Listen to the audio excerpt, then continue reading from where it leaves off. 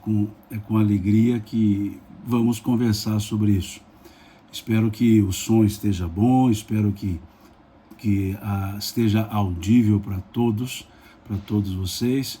E vamos então conversar um pouco sobre essa ideia, sobre o Espiritismo. Então fica aqui o meu agradecimento aos que estão me acompanhando aqui ao vivo pelo Instagram e os que estão conosco aqui também no YouTube. Então, ora olharei para cima, ora olharei para baixo, porque são duas telas diferentes. E nessa ideia, então, sobre o que é o Espiritismo, melhor dizendo, sobre o Espiritismo de forma geral, nós podemos dizer, baseado naquilo que Kardec escreveu lá na conclusão número 7 do Livro dos Espíritos, que o Espiritismo ele se nos apresenta sobre 3 aspectos. O aspecto das manifestações, o aspecto dos efeitos morais advindos dessas manifestações e o aspecto da aplicabilidade desses efeitos em nós mesmos. Então, quando nós observamos essa forma que Kardec utiliza na conclusão número 7 do Livro dos Espíritos, são 9 conclusões, na conclusão número 7, então ele diz isso, como que numa visão um tanto panorâmica, falando-nos dos aspectos sob os quais a doutrina espírita se nos apresenta. E aí ele diz, nos apresenta pelo aspecto das manifestações, pelo aspecto dos efeitos advindos dessas manifestações e da aplicabilidade desses efeitos. E aí ele também nos traz algo interessante. Nessa mesma conclusão número 7, ele nos traz a seguinte ideia, que considerando que o Espiritismo se nos apresenta sob esses 3 aspectos, há também 3 tipos de adeptos, há também 3 tipos de espíritas. E diz ele, aqueles que buscam no Espiritismo apenas a fenomenologia, ou seja, aqueles que interessam-se pelos fenômenos mediúnicos, aqueles que se interessam pela fenomenologia provocada pelos espíritos, aqueles que se interessam pelo sobrenatural, por assim dizer. Diz ele que um outro tipo de aspecto são aqueles que percebem um efeito moral advindo dessas manifestações. Que efeito moral? Que as manifestações espíritas, ou melhor dizendo, dos espíritos, fazem com que fique demonstrada a imortalidade. E uma vez demonstrada a imortalidade, o conceito sobre vida se amplia. E ampliando-se o conceito sobre vida, percebe-se que vida é mais do que o interregno, do que o espaço de tempo entre o berço e o túmulo. Ou seja, traz-se uma nova ética, uma ética existencial que não se limita apenas à vida material. Percebe-se a vida espiritual, percebe-se que os efeitos das nossas ações reverberarão, continuarão reverberando na nossa trajetória de vida. Então, esse raciocínio, a partir da fenomenologia mediúnica, a partir da manifestação dos espíritos, faz com que Kardec diga que há um segundo tipo de adepto, os adeptos que entendem um efeito advindo das manifestações. Ou seja, há aquele primeiro tipo de adepto que valoriza a manifestação em si e aquele que busca das manifestações o ensinamento. Seja ele direto, pela própria manifestação, seja o ensinamento por uma consequência natural de se perceber a imortalidade da alma no próprio fato de entre aspas, uma pessoa, entre aspas, morta, comunicar-se, o que então demonstra a continuidade da vida. E há um terceiro tipo de adepto que Kardec diz que são aqueles que aplicam nas suas vidas, aplicam para si esses efeitos morais. Então ele coloca uma quase que gradação. O que ele quer dizer? O que eu quero dizer com isso? Aqueles que gostam da fenomenologia, aqueles que adoram um fenômeno espiritual, aqueles que refletem em cada fenômeno a cada fenômeno, aqueles que refletem sobre as consequências do fenômeno, e aqueles que, além de refletir, aplicam em si, na sua forma de viver, nos seus conceitos existenciais, aplicam essa moral advinda da própria fenomenologia. Então, interessante esse raciocínio que Kardec utiliza nessa conclusão número 7 do Livro dos Espíritos, que para justamente nós percebemos, e com essa reflexão, nós percebemos como nós podemos nos aproximar do pensamento da doutrina espírita pelas manifestações e limitarmos a isso, perceber um efeito moral advindo dessas manifestações e aplicar o efeito moral.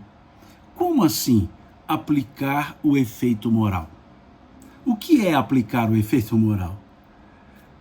Vejam, se percebemos que pela fenomenologia demonstra-se a imortalidade da alma, se para nós aquele fenômeno, aquela manifestação espiritual de alguém tido como morto, falando, escrevendo, se mostrando, há uma continuidade da vida. Se há uma continuidade da vida, não significa que as consequências dos meus atos não terminam com a morte física. Elas continuam reverberando porque eu continuo vivendo. Ou seja, todos nós continuaremos vivendo, todos nós somos seres imortais. Morre-se o corpo, continuamos, espíritos que somos, vivendo. Então carregamos conosco todas as consequências das nossas ações. E é isso que faz com que a pessoa, então, entendendo esse efeito moral, aplique na sua conduta de maneira tal que sempre busque semear ou praticar ações boas, benévolas, produtivas, educativas, que soerguem-nos, e as consequências serão boas. Então, nós podemos dizer que quando se entende a imortalidade da alma, percebe-se o poder moralizador que a doutrina espírita nos apresenta.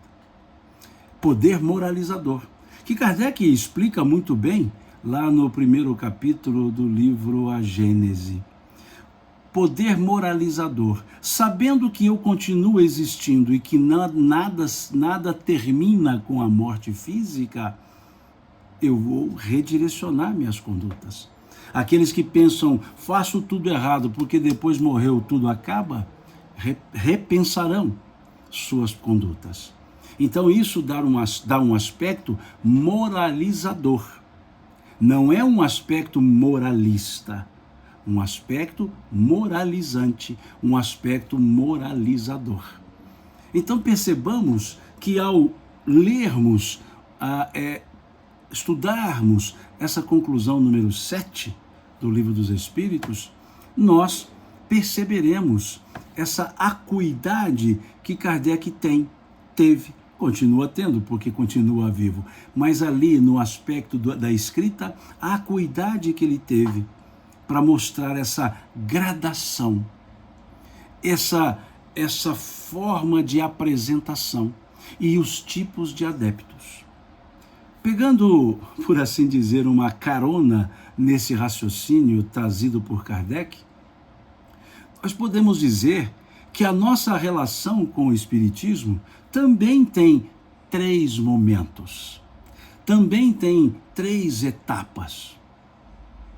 Vejam, se a doutrina espírita se nos apresenta pelas manifestações, pelos aspectos morais advindos das manifestações, pela reflexão desses aspectos e pela aplicabilidade, esses 3 elementos, nós podemos dizer que nós temos 3 fases na nossa relação com a doutrina espírita.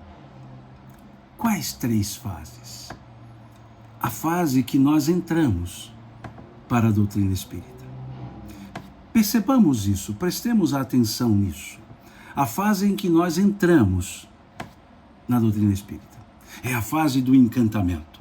É a fase em que nós vamos tomando conhecimento com o ensinamento espírita e aí vamos achando que conseguimos explicar tudo. E aí vamos achando que tudo está agora esclarecido, que não há outra forma de entender a vida.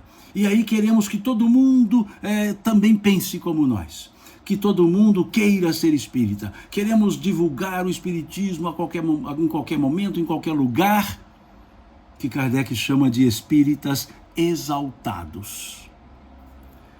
Vejam, essa é a primeira fase. Lemos.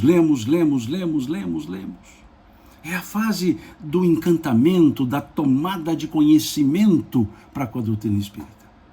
Isso acontecendo e continuando na doutrina espírita, vem uma segunda fase.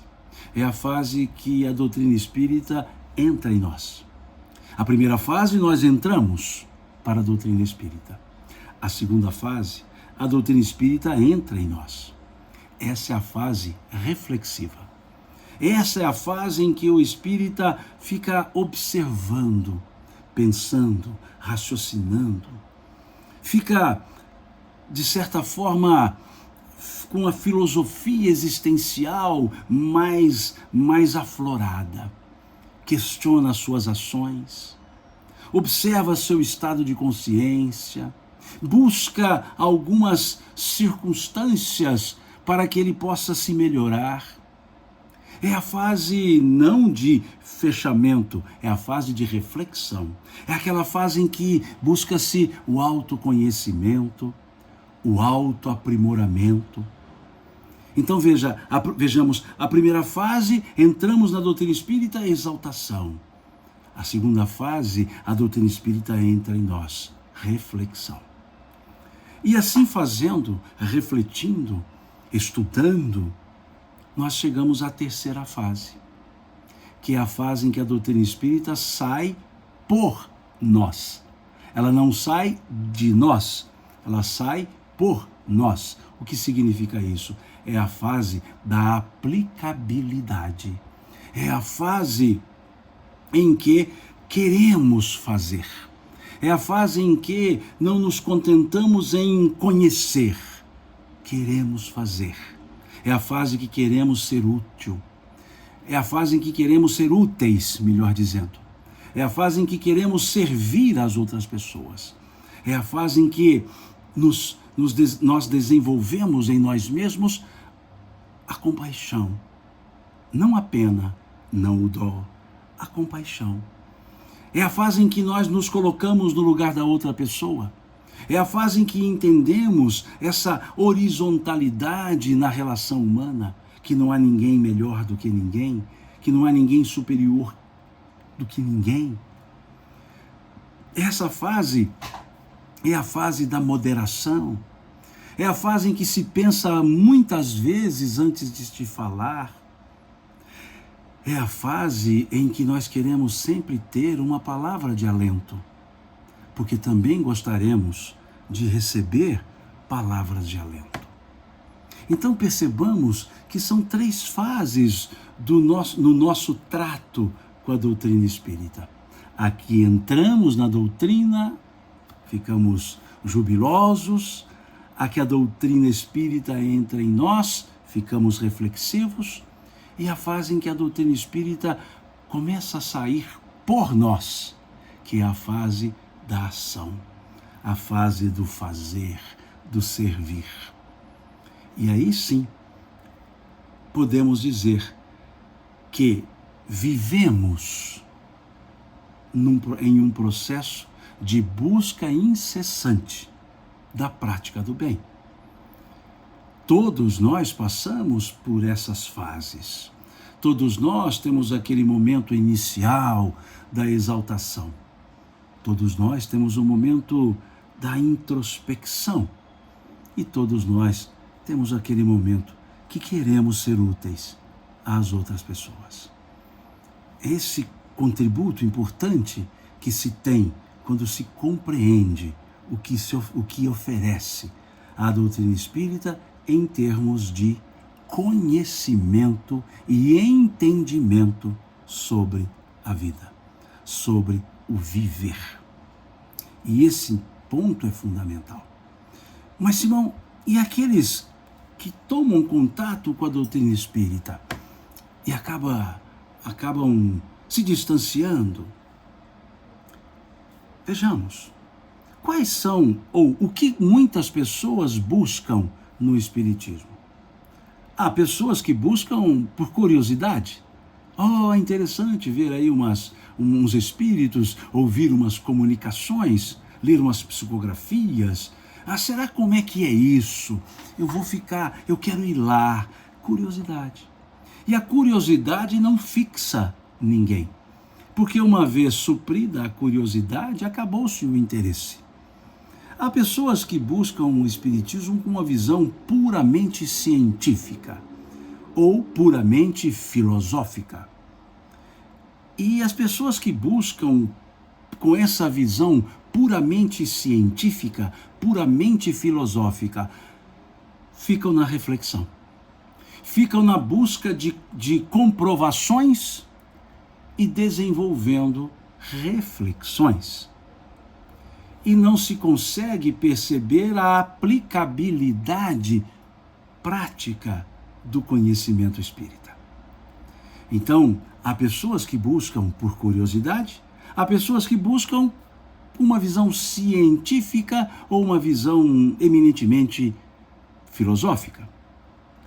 Há pessoas que buscam o espiritismo para buscar respostas às suas dúvidas. Dúvidas diversas, dúvidas pueris, dúvidas superficiais, dúvidas, por assim dizer, fúteis ou dúvidas existenciais. Mas querem respostas para as suas dúvidas, para os seus questionamentos. E não querem nada além disso. Se eu não estou questionando, eu não quero mais nada. Eu só quero aquilo que eu tenho dúvida. Eu quero saber como que é depois. Eu quero saber como é que se encarna. Eu quero saber. E vai ficar nisso. Eu quero saber. Ou seja, a dúvida que trago, quero que esclareça. Há aquelas pessoas que buscam a doutrina espírita para a cura das dores. As dores da alma, as dores do corpo. Há aquelas pessoas que buscam para cessar, mitigar uma dor, um sofrimento. E quando conseguem mitigar a dor, o sofrimento, saem. Porque o que levou a pessoa foi a busca do alento. Recebeu o alento, termina-se a busca. Há outras pessoas que buscam a doutrina espírita pura e simples por um aspecto religioso contemplativo. Religioso contemplativo. O que eu quero dizer com isso? Buscam no espiritismo uma manifestação puramente religiosa, de contemplação em relação ao Criador, de ritos, de rituais, de paramentos, de estruturas religiosas, sem perceber que a ideia religiosa advinda do pensamento espírita é consequência do entendimento. A ideia da consequência religiosa é sinônimo de consequência moral. A religião que faz com que mudemos de comportamento para um comportamento no bem, naquilo que for melhor. Mas buscam um aspecto contemplativo. São aquelas que têm que estar sempre no centro espírita X vezes por semana, têm que tomar passe X vezes por semana.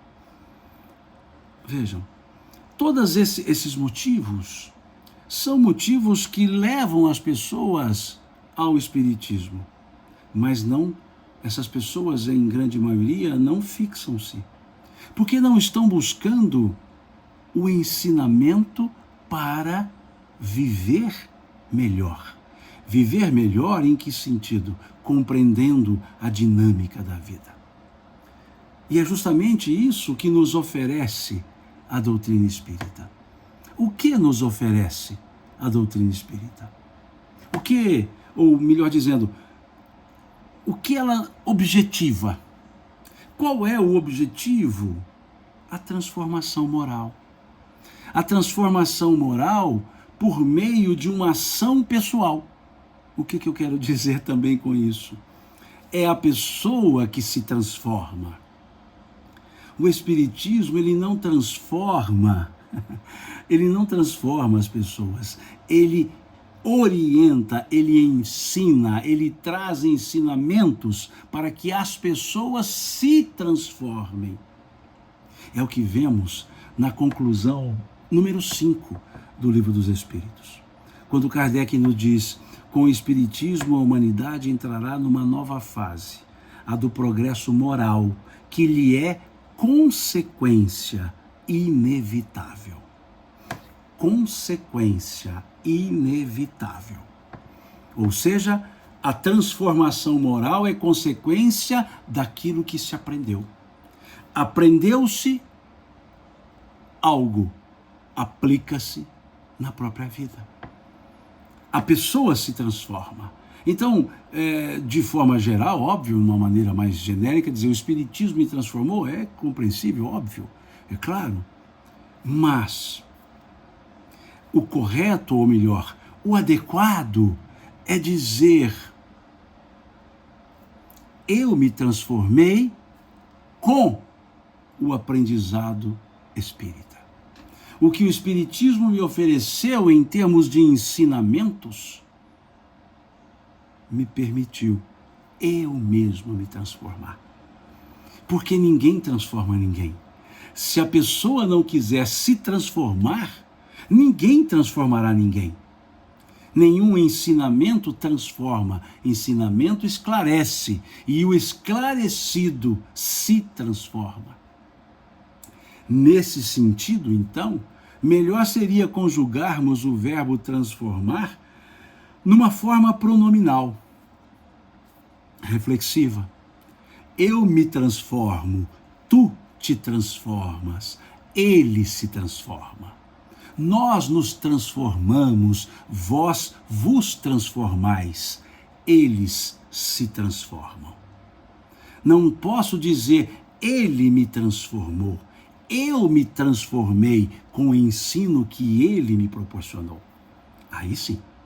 Então percebamos que esse objetivo do melhoramento pessoal não é o objetivo do Espiritismo em si, é o objetivo é a consequência do objetivo de oferecer o ensino.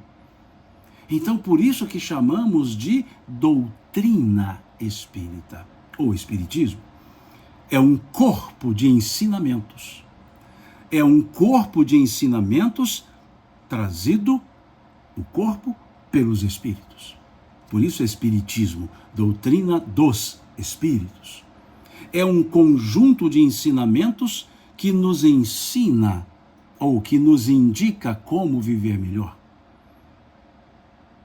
Que nos indica como melhor agir para o bem coletivo, para o bem comum, para o nosso bem. Então é importante percebermos isso. Aqui a Dirce escreve, aqui no Instagram, ela diz assim: alguns não têm coragem de assumir a transformação. Coragem. Coragem, como diz uma letra de música, me veio agora, coragem para enfrentar frente a frente você no espelho. Né? Tem uma letra de música, um pedacinho de uma letra que diz isso. Coragem para enfrentar frente a frente você no espelho.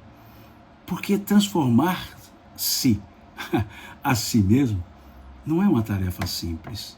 Temos que vencer um certo comodismo, o amor próprio, um egoísmo, uma vaidade. Mas esse é o trabalho. Esse é o trabalho. Trabalhar conosco mesmos. Como disse certa vez o apóstolo Paulo a Timóteo. Ele disse: milita a boa milícia da fé. Guarda com zelo a justiça. Toma posse da vida eterna, para a qual também foste chamado. Olha que interessante. Milita a boa milícia da fé. Por que uma boa milícia? Porque é uma milícia, é uma luta de nós para conosco. É de mim para comigo. Não lutaremos com ninguém contra ninguém. Lutaremos contra os nossos maus pendores. Lutaremos contra os nossos descaminhos. Lutaremos a favor do nosso melhoramento. Lutaremos a favor do nosso crescimento, da nossa evolução. Por isso é uma boa milícia da fé. E essa boa milícia da fé nos permite tomar posse da vida eterna. Ou seja, entender que a vida é imortal. Então, é importante observarmos esse objetivo da doutrina espírita, que é proporcionar-nos, pelos os ensinos, as condições para a nossa evolução. E o que então nos oferece como ensino a doutrina espírita? O que nos oferece a doutrina espírita? Nos oferece entendimentos. O entendimento de onde viemos, para onde vamos e por que estamos aqui temporariamente na Terra. Quem não quer saber a origem? Quem não quer saber o destino? E quem não quer explicação do status quo, do momento que vivemos? Onde estamos? A doutrina espírita nos fala que a nossa origem é em Deus, óbvio, mas como espíritos criados, espíritos e não corpos materiais, criados na eternidade do tempo, na eternidade do Criador. O tempo não seria eterno porque ele foi criado, mas o Criador sempre cria, então a criação é eterna, tal qual o próprio Criador. E aí então vem essa ideia para nos dizer que viemos do mundo espiritual, criados ali, num processo que se perde ao longo dos tempos. Nos fala que não teremos fim, que somos imortais, conforme vemos, salvo engano, na questão 83 do Livro dos Espíritos, que somos imortais. Então, isso permite-nos perceber que somos muito mais do que um aglomerado de células físicas, que somos mais do que um corpo material. Somos seres que existíamos antes do corpo, continuaremos a existir depois do corpo. A doutrina espírita nos fala sobre Deus, trazendo-nos a ideia da inteligência suprema do universo, da causa primária de todas as coisas, da causa causal, da causa primeira. Não mais a ideia antropomórfica de um Deus cheio de características humanas, não um Deus exclusivista que tem um povo e não tem outro, mas um Deus inteligência suprema. E tudo que ele cria traz em si a inteligência. Traz algo de inteligente, as próprias leis físicas do universo trazem um caráter de inteligência, ou um caráter inteligente. Então é importante percebermos esse aspecto. Fala-nos da comunicabilidade dos espíritos. Somos espíritos, estamos num corpo, e há espíritos que estão fora do corpo físico, e esses dois, o que está no corpo físico, o que está fora do corpo físico, podem se comunicar? Porque o mundo espiritual e o mundo material, conforme vemos lá, salvo engano, na questão 85 do Livro dos Espíritos, o mundo espiritual e o mundo material interconectam-se. Os dois mundos interagem um sobre o outro.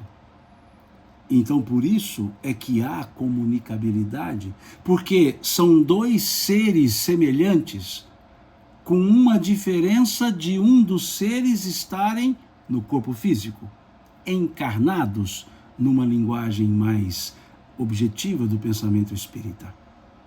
E outro está fora do corpo físico, desencarnado, segundo a linguagem mais aplicada ao pensamento espírita.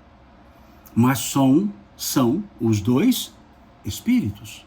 E se são os dois, o encarnado e o desencarnado, espíritos, por que não podem se comunicar? Se a natureza é a mesma. E uma comunicação que se dá pelo pensamento. Podem influenciar em si mutuamente, sim. Então percebamos que esse é um outro ensino, que nos fala que além de sermos imortais, não há uma barreira impeditiva da comunicabilidade dos espíritos que estão no mundo espiritual, dos espíritos que estão no mundo material, ou seja, dos desencarnados para com os encarnados, na linguagem aplicável ao pensamento espírita. O que mais a doutrina espírita nos traz? Nos fala que esse vir à Terra não é uma vez só.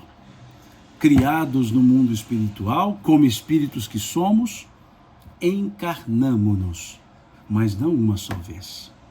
Não uma só vez, porque seria um contrassenso. Um ser imortal que encarna uma vez só, vive em média 80 anos, e o que fizer em 80 anos determinará as consequências para a imortalidade. O que são 80 anos para um ser imortal? Nada. Para o ser imortal, o tempo não conta. O tempo não faz referência. Então, como que aquilo que é despercebido na imortalidade, que é o tempo, e ainda curto, determinará consequências ad eternas, ad infinitas? Percebamos então o contrassenso de nascer uma só vez, e ainda mais com essa lógica. Por isso a doutrina espírita nos traz uma ideia que é uma lei da natureza, não é invenção espírita. O espiritismo não inventou, e muitas vezes, muitas pessoas até dizem isso, dizem, mas vocês inventaram a reencarnação. Não, a doutrina espírita não inventou. A reencarnação é uma lei da natureza. A doutrina espírita estudou-a, tal qual a lei da gravidade é uma lei da natureza, e alguém se propôs a estudá-la, e alguém não, várias pessoas, desde Newton até os dias presentes. Então, a doutrina espírita nos fala da reencarnação, do nascer várias vezes aqui na Terra, e nos fala o porquê disso, conforme vemos na questão 171 do Livro dos Espíritos, quando se pergunta aos espíritos onde se fundamenta, onde se baseia a verdade, o dogma, a verdade da reencarnação. Ou seja, onde que está fundamentada essa ideia da reencarnação? E os espíritos responderam: na justiça de Deus e na revelação. E dão um exemplo. Na justiça de Deus e na revelação, pois um bom pai sempre deixa abertas as portas para o arrependimento dos seus filhos. Olha que coisa interessante. Os espíritos responderam em consonância com algo que também foi dito por Jesus sobre a bondade. quando ele diz, quem de vós, se vossos filhos vos pedirdes um pão, dará uma pedra. Se vossos filhos vos pedirdes um peixe, dará uma serpente. Se vós, que sois homens maus, fazem boas coisas aos vossos filhos, quanto mais não fará Deus, sendo Ele todo bondade. Olha que interessante, a fala de Jesus faz uma comparação. Se nós que somos pessoas más, queremos o melhor para os nossos filhos, por que Deus não quererá? Sendo Ele todo bondade, Deus não quererá o melhor para nós. E o melhor para nós é dar oportunidade para que reparemos os nossos próprios erros. Daí a oportunidade de voltar à terra, quantas vezes necessárias forem. Porque aqui na terra é o nosso laboratório das nossas próprias experiências evolutivas. É aqui que exercitamos. É o que vemos na questão 230 do Livro dos Espíritos. Quando Kardec, ou quando se pergunta aos espíritos, o espírito, quando no mundo errante, ou na erraticidade, ou seja, no mundo espiritual, evolui, e eles respondem em conhecimento e sempre segundo a sua vontade. Mas só o contato com a matéria lhes permite exercitar o conhecimento adquirido. Ou seja, toda a teoria nós temos no mundo espiritual, a prática é aqui na Terra. Onde o véu do esquecimento nos faz achar que estamos começando do zero. E, na verdade, estamos continuando aquilo que já havíamos começado há séculos, há milênios. Então, a doutrina espírita nos explica, nos ensina, mas nos ensina com lógica. Não é simplesmente tem que ser assim. Não. Não cabe aquele raciocínio lá do personagem Chicó, do Alto da Compadecida, que dizia, eu sei que é assim porque é assim. Não. Pelo meio espírita, tudo pode ser perguntado, questionado, e até mesmo a dúvida. Como dizia Khalil Gibran, a dúvida é o começo do conhecimento. A dúvida é o começo do conhecimento, dizia Gibran, que foi a base para o pensamento de René Descartes, quando ele disse a célebre frase cogitus ergo sum, penso logo sou, que alguns traduziram como penso logo existo. Ele diz, eu tenho dúvidas, e por ter dúvidas eu penso, e se eu penso, eu sou. Ou seja, em outras traduções, eu existo. Porque há uma diferença filosófica entre ser e existir, não é o foco da nossa conversa. A frase dita por René Descartes foi cogitus ergo sum, penso logo sou. E traduziu-se penso logo existo, tudo bem. Existência e essência são coisas distintas. Basta a gente conhecer um pouco o pensamento de Aristóteles. Imanência, essência, existência.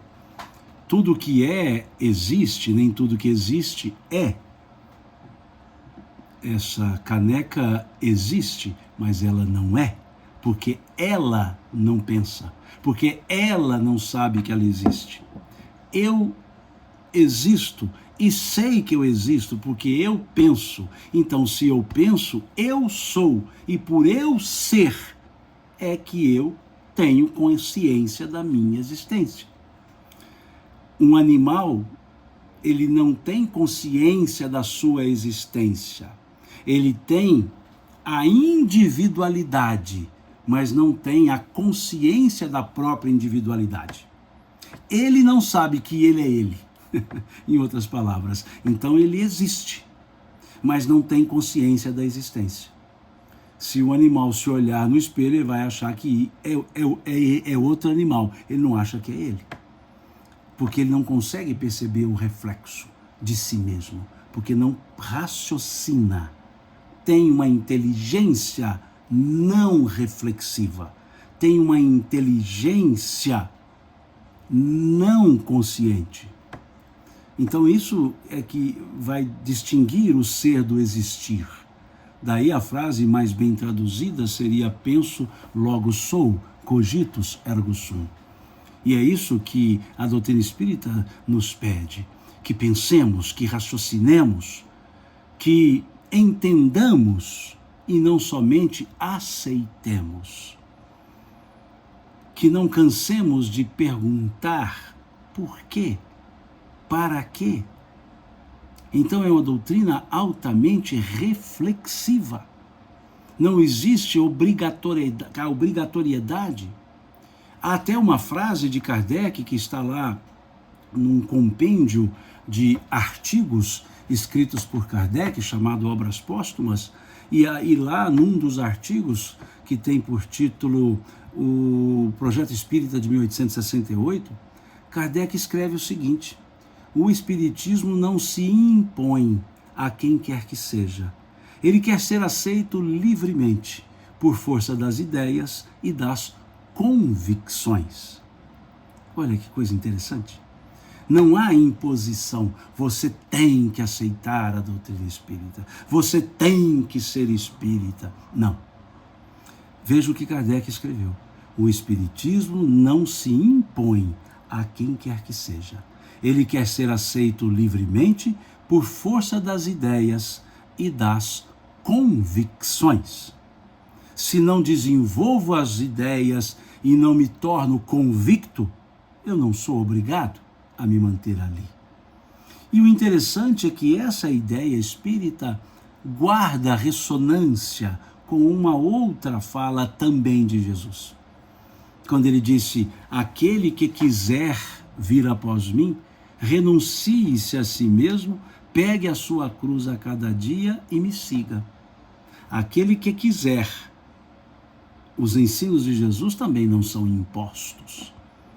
Não é obrigado a aceitar os ensinos de Jesus. Ele disse isso. Aquele que quiser.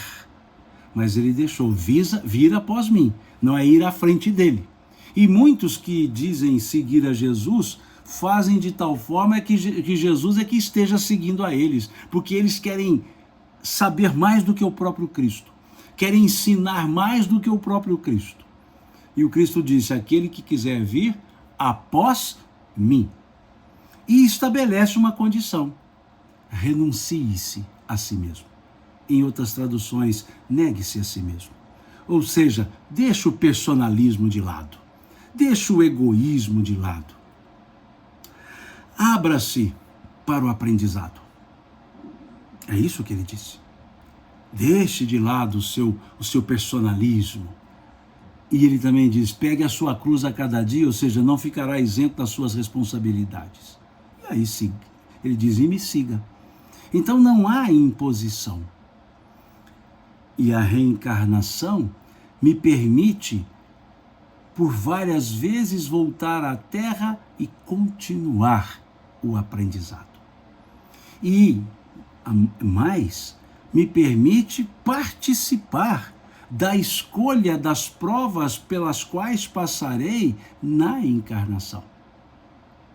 É a questão 258 do Livro dos Espíritos. O espírito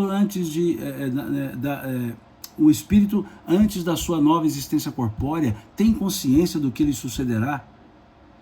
Ou em outras traduções, o espírito tem consciência do que lhe sucederá na vida corpórea? E eles respondem: sim, pois ele mesmo escolhe o gênero de provas pelo qual quer passar. Gênero de provas. Interessantíssimo isso. Nada nos acontece por acaso. Há uma coincidência, entre aspas, da escolha com a oportunidade. E aí, na questão seguinte, a 259, se pergunta: então tudo o que nos acontece na vida foi por nós escolhido? E os espíritos respondem: tudo não é a palavra.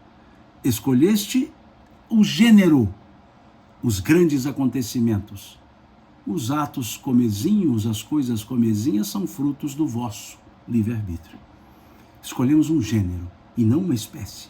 O que é o gênero? Debilidade física. O que é a espécie? O tipo de doença que eu posso ter. Mas a debilidade física faz parte da minha escolha. Então veja que perfeição, ou vejamos que perfeição, essa lógica trazida pelo pensamento espírita. E um outro aspecto interessantíssimo trazido pela doutrina espírita, a evolução. A evolução. O que é a evolução? É o destino de todos nós. É o destino de todos nós. O único determinismo da lei de Deus é que nós evoluiremos. O único determinismo. Nós evoluiremos. Isso está na questão 116 do Livro dos Espíritos. Quando se pergunta aos benfeitores espirituais, haverá espíritos que permanecerão para sempre nas camadas inferiores da evolução? E eles respondem, não. Todos evoluirão. Todos evoluirão. É o único determinismo. Porque seria também um contrassenso. Seria também o contrassenso nós acharmos que não evoluiremos. Uma criação de Deus, que é a perfeição, Deus, a perfeição, Deus sendo a perfeição, teria como criatura alguém, uma criatura que não pudesse se aperfeiçoar? E mais, sendo essa criatura imortal, ela pode se aperfeiçoar em qualquer momento da imortalidade. Porque do que vale a imortalidade se eu tenho um período curto para me aperfeiçoar? Então, para que ser imortal, ter a vida imortal, se eu não posso, em qualquer momento dela, reformar-me, melhorar-me? Do que adianta ter uma vida imortal sem fim, cujo destino, esse destino do sem fim, será determinado por um período pequeno que eu estou encarnado, que eu estou na Terra? Quer dizer, da imortalidade que não tem fim. O que tem fim, que é a vida material, determinará a consequência. Quando que o finito, vida material, quando que o finito pode determinar as consequências do infinito? Quando que a mortalidade do corpo físico poderá determinar consequências para a imortalidade que somos os espíritos? Perceberam o contrassenso? Se nós olharmos o bom senso, nós veremos o contrassenso de termos a imortalidade e não podermos, na imortalidade, evoluirmos. Um ser imortal que só tem uma oportunidade? Quer dizer que a imortalidade, que é a perenidade, vale menos do que a mortalidade, que é a vida física? Perceberam isso? Eu me encanto quando vejo esse aspecto. Como que como que as pessoas questionam uma clareza dessa? Se no ensino do Cristo ele fala do perdão infinito. Não, Simão, ele disse lá que só deve perdoar 70 vezes 7. Não é bem isso. Essa passagem que Pedro pergunta a Jesus, Senhor, até quantas vezes devo perdoar ao meu irmão que peca contra mim? Até 7 vezes? E Jesus responde, eu não te digo até 7 vezes, mas até 70 vezes 7 vezes. De onde saíram esses números? De onde Pedro tirou 7 vezes? E de onde Jesus tirou 70 vezes 7? Do capítulo 4 do livro Gênesis do Velho Testamento. Porque esses números saem da fala de Lameque. Lameque, um personagem lá do Velho Testamento, capítulo 4 do Gênesis. Lameque diz: Caim foi punido, errou e foi punido 7 vezes. Caim foi homicida e foi punido por 7 vezes. Eu também fui homicida, serei punido 70 vezes 7 vezes. O que Lameque estava dizendo? Caim matou alguém e foi punido. E eu, sabendo disso, também matei, tem que ser punido mais. Então, quando Lameque diz que ele teria que ser punido 70 vezes 7, Jesus está dizendo que o máximo do perdão é o máximo da ofensa, ou seja, quantas vezes houver a ofensa, tantas vezes haverá o perdão. Então, se o perdão é infinito, por que ele só pode acontecer na vida física? E qual é a lógica divina que a vida física desse tamanhozinho vai determinar a consequência da vida imortal, da imortalidade, que não tem fim, que não tem tamanho? Por isso todos evoluiremos, mais cedo ou mais tarde, evoluiremos. É o determinismo natural de termos sido criados. Deus é a perfeição. Deus, ele não tem adjetivos. Deus é sempre substantivo. Deus não é bom, Deus é a própria bondade. Deus não é justo, Deus é a própria justiça. Perceberam? Deus não carrega qualificativos. Deus é o substantivo. O que é um adjetivo? É algo que deriva de um substantivo. De um substantivo.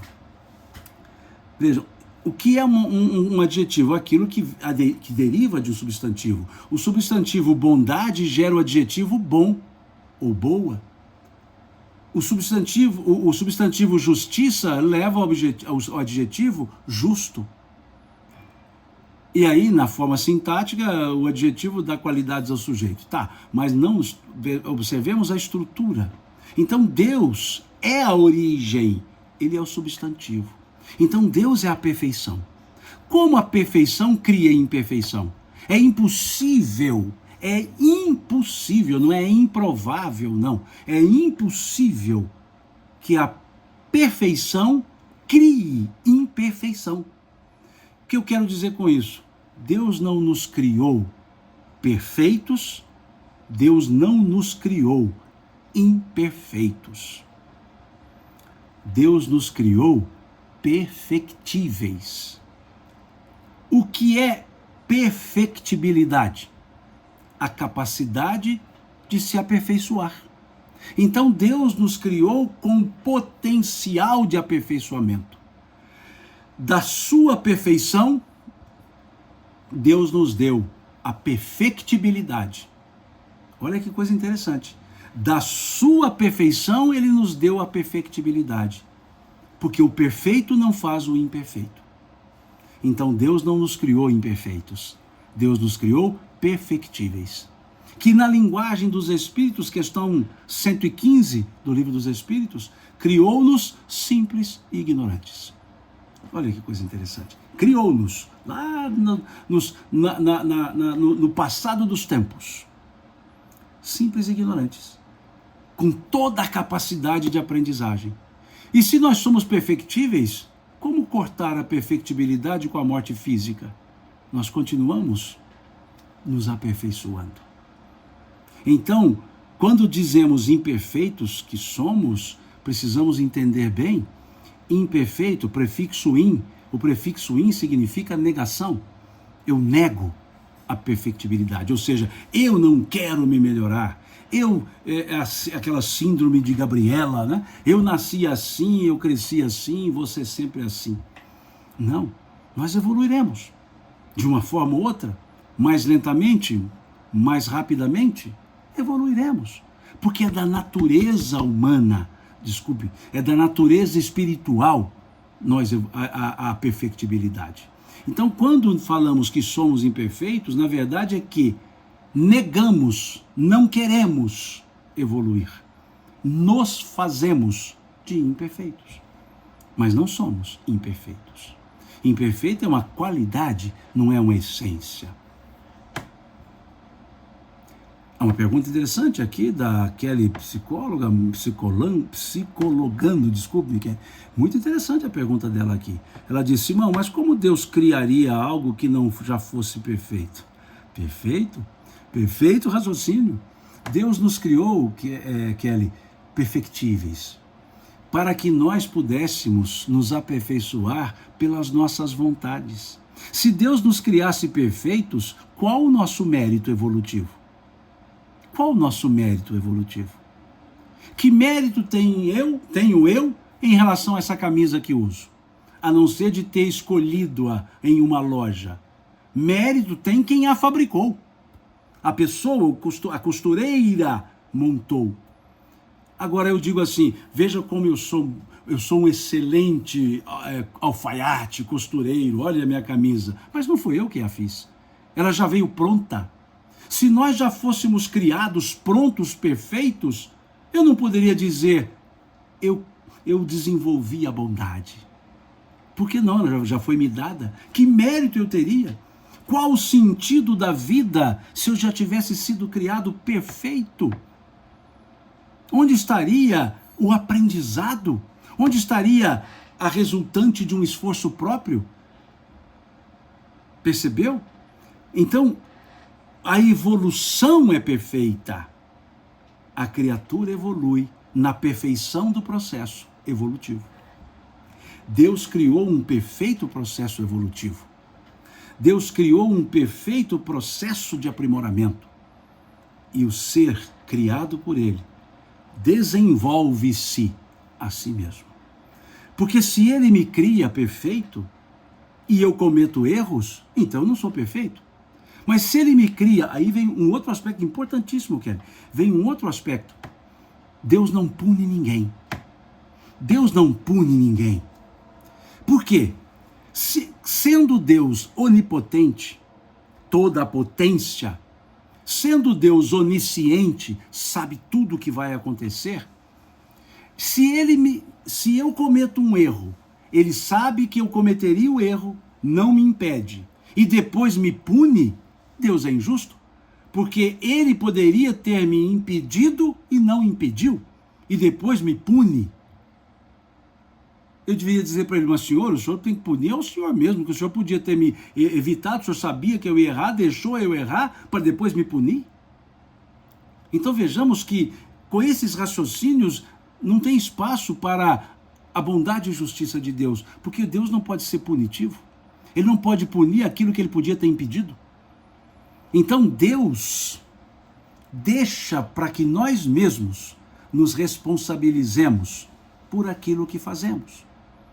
É até uma lei newtoniana, toda ação gera uma reação de igual força, de igual potência, ou seja, lei de ação e reação, lei de causa e efeito. E Deus não atua dizendo, vou punir o Simão. Não, já está na estrutura da lei de causa e efeito. Tudo que eu fizer gerará um efeito. Se o que eu fizer for ruim, o efeito será danoso. Se o que eu fizer for ruim, o efeito será de bem-aventurança. Veja que perfeição é a dinâmica da lei de Deus. Do que valeria a nossa inteligência se nós não podemos utilizá-la para o nosso crescimento? Então Deus daria, criando perfeito, quer dizer que um estaria mais perfeito que o outro, já que há alguém que é mais bondoso que o outro, então quer dizer que um é mais perfeito que o outro, mas não dá para falar mais perfeito. Porque se eu digo que essa mão é mais perfeita que essa, é porque essa não é perfeita. Perfeição é o absoluto. Não tem como eu dizer que essa mão é mais perfeita que essa. Se essa é mais perfeita, é porque essa não é perfeita. Então, a perfeição é o ápice. Por isso, Deus é perfeito. Nós todos somos perfectíveis. E o nosso nível máximo de perfeição não é a perfeição divina. Ele é o limite. E se alguém for perfeito como o perfeito é Deus, esse alguém também será Deus. E aí já teríamos dois deuses. E Deus é um só. Perceberam? Então é preciso que nós raciocinemos. Que nós não teologuemos. Raciocinemos. E perceberemos a incongruência de certos conceitos inamovíveis. Num mundo em evolução, nada pode ser inamovível, porque tudo evolui. Então é preciso que entendamos, Deus nos cria perfectíveis, ou seja, nos deu a essência para que nós nos aperfeiçoemos. A perfeição dele é tamanha que ele nos dá a condição para que nós nos aperfeiçoemos. E aí entra um outro elemento importantíssimo, o livre-arbítrio, a livre escolha. Como bem disse o Cristo, aquilo que o homem plantar, aquilo que o homem semear, isso mesmo colherá. Ninguém colhe figos de abrolhos. Então, vejamos, quem é o colhedor, o coletor das nossas semeaduras? Nós mesmos. E aí cria-se a solidariedade entre as encarnações, porque são encarnações de um mesmo espírito. Por isso, o que eu faço em uma pode reverberar numa outra, imediata ou até mediata ou pós-mediata. Uma perfeição à lógica divina. Então isso nos leva a perceber que a única coisa que a doutrina espírita nos pede é que nós, ao aprendermos, melhoremos-nos em conduta, em essência. O que ela nos pede é que nos aprimoremos sempre. Há até uma fala de Kardec no item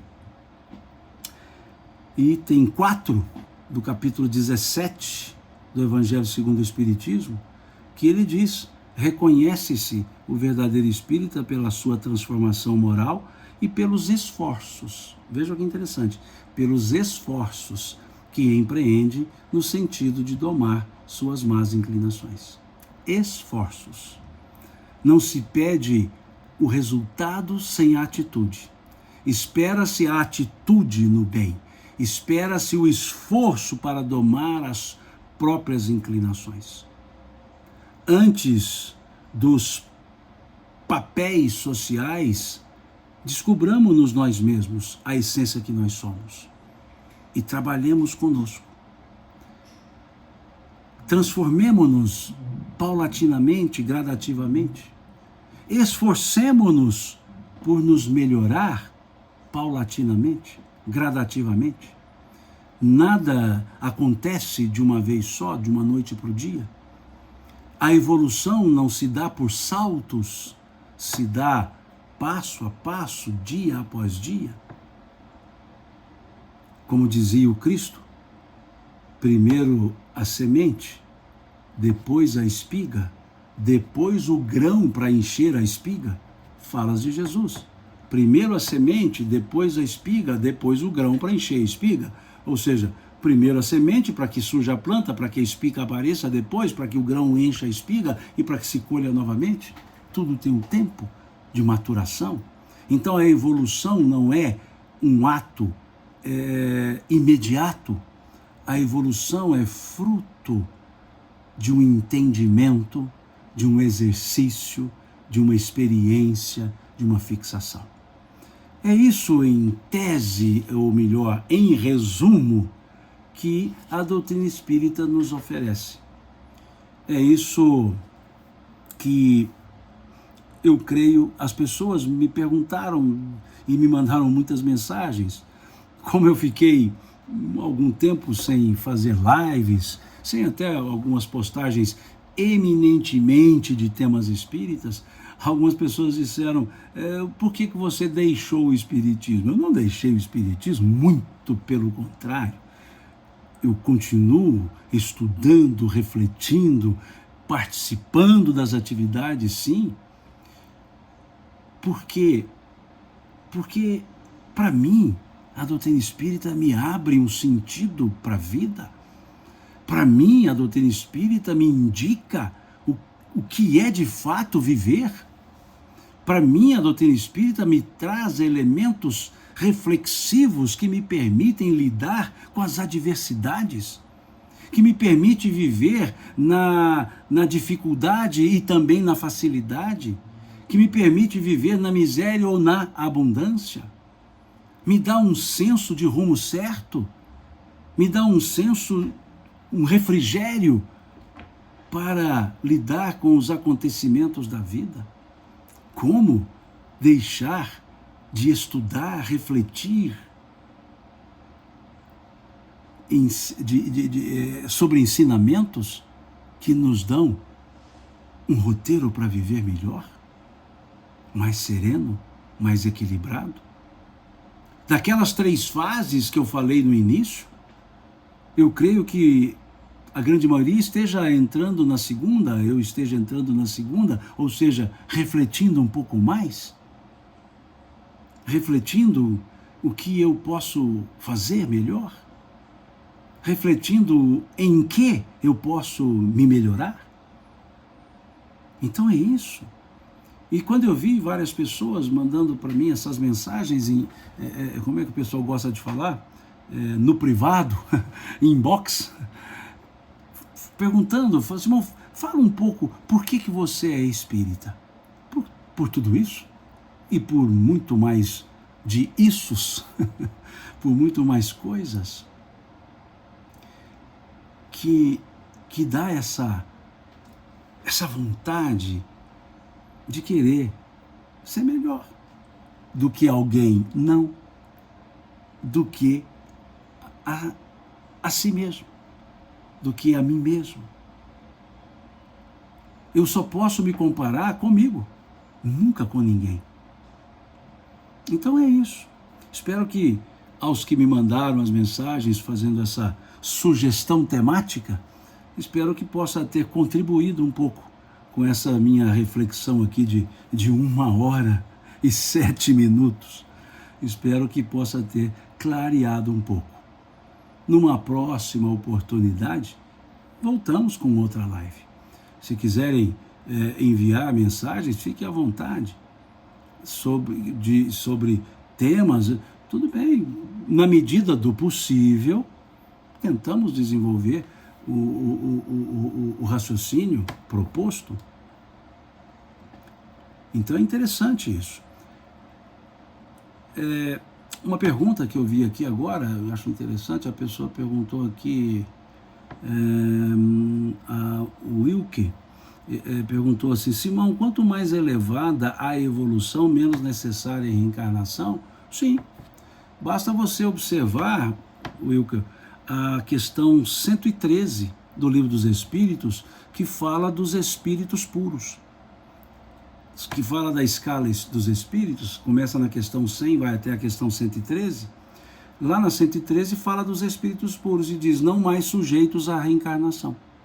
Então, o processo reencarnatório, o processo encarnatório é para o nosso crescimento, para o nosso melhoramento. Os que atingiram o nível de melhoramento possível num dado processo, não precisam do meio de evolução que já passaram por ele. Então, quanto mais evoluído, menos necessidade se tem de reencarnar. Questão 113 do Livro dos Espíritos. E eu sugiro que leia também lá da questão 166 até a questão 171, 173, que vai falar da volta do espírito ao mundo material, ao mundo corporal, que começa justamente na questão 166, quando Kardec pergunta ao espírito que não atingiu o grau de perfeição em uma dada existência corpórea, como faz para se melhorar? E os espíritos respondem, suportando a prova de uma nova encarnação. E aí Kardec segue uma sequência de perguntas sobre esse aspecto, né? E aqui é uma pergunta interessante, não vai dar para eu responder todas, senão vocês vão cansar, que já tem 1h09 que eu estou aqui com vocês. Simão, por que tem pessoas que morrem bem jovens e outros bem velhos? Bom, primeira coisa é que todos nós somos velhos enquanto espíritos. Nenhum espírito foi criado agora há pouco. Então, há pessoas que morrem com pouco tempo aqui na encarnação. E aí eu entendi o jovem aqui da encarnação, e o velho aqui da encarnação, o idoso. Todos nós, quando encarnamos com um propósito de atitudes e um propósito temporal. Todos nós temos uma determinada prova existencial. E há provas existenciais que nelas encontra-se o período da permanência terrena. Aquele período de desencarnar mais cedo ou mais tarde, no aspecto temporal, mas nunca será mais cedo ou mais tarde no aspecto das próprias provas estabelecidas. Então, o desencarnar mais jovem faz parte daquela prova de quem retorna e prova dos que ficam também. Prova daqueles que estão aqui na Terra, que sentem uma partida muitas vezes, ou o distanciamento de uma pessoa. Então, é interessante nós percebermos esses aspectos, que a quantidade de tempo na Terra está atrelada à necessidade das provas que temos. E não há morte antes da hora, a não ser provocada pelo suicídio. O suicídio é uma morte deliberada pela própria pessoa. Agora, salvo o suicídio, todas as outras são naturais, ou seja, fazem parte da prova estabelecida. Simão, e a morte por acidente? Aí também precisamos pensar de uma forma um pouco mais profunda. Dentro de uma justiça de Deus, não há acidentes, no sentido que damos essa palavra. Acidente é aquilo que não era para acontecer e aconteceu. Não é bem assim. Um acidente, se ele não foi provocado pela própria pessoa, seja por imperícia, por imprudência, por negligência, se nenhum desses elementos está presente ali naquele acidente, não é acidente, é uma morte programada para aquela maneira de acontecimento. Agora, se há uma desídia, ou seja, se há uma imperícia, se há uma negligência, se há alguma outra ação de imprudência de uma pessoa, não é acidente, é suicídio. Perceberam? Se eu entro numa curva que está dizendo para eu entrar a 60, eu entro a 200, foi uma imprudência. E a imprudência gerou o ato, e o ato acabou gerando a morte do corpo. Isso foi suicídio. Isso não foi um acidente, foi um suicídio. E suicídio pela imprudência. Sabia do risco ao qual se estava exposto, assumiu a consequência, assumiu o resultado. É o que na linguagem jurídica passou a se chamar dolo eventual. Ou seja, eu sei do resultado, não me importo com ele, não quero causá-lo, mas não me importo com ele. Não tomo os deveres de providência para isso, ou de previdência até, melhor dizendo. Então, não é acidente, é suicídio. Se não é imperícia, negligência, imprudência, desídia, é uma condição programada. Então, a morte sempre está programada nas condições naturais. Só é alterada nas condições artificiais. E quais são as condições artificiais? O suicídio. Então, espero que tenha dado uma ideia.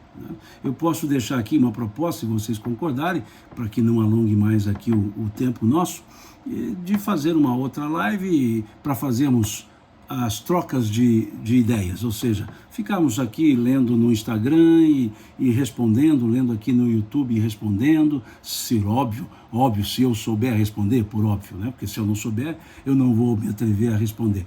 Podemos fazer assim, né? E aí, sem data marcada, eu como disseram alguns aqui, mas que surpresa, você não avisou? Eu não avisei nem para mim mesmo.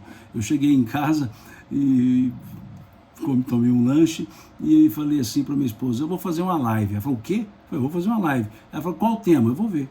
Aí abri as caixas de perguntas aqui, várias questões sobre o espiritismo. Tá bom, falo sobre isso. Então foi não programada mesmo, nem por mim, né? E nem eu sabia que eu faria. Então é isso.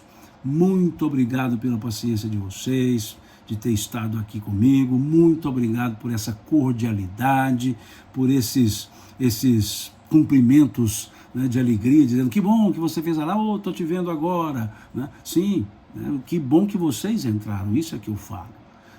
Que bom que vocês estão aqui acompanhando, né? Que bom que eu tenho essa companhia de vocês, tá certo? Muito obrigado mesmo, e numa outra oportunidade, também não programada, pelo menos não adredemente programada, a gente se encontra, né, nessas lives, tá?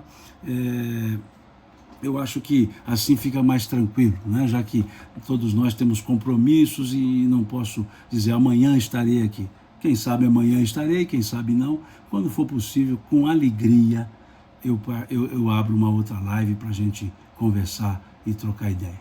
Deus abençoe a todos vocês, e por essa cordialidade, essa paciência, Deus lhes pague. Fiquem todos com Deus e até uma outra oportunidade, se Deus quiser. Fui bastante mineiro nesses com Deus aqui, né? Então, mineiramente falando, fiquem com Deus, Deus lhes pague, e se Deus quiser, nos veremos novamente. Até.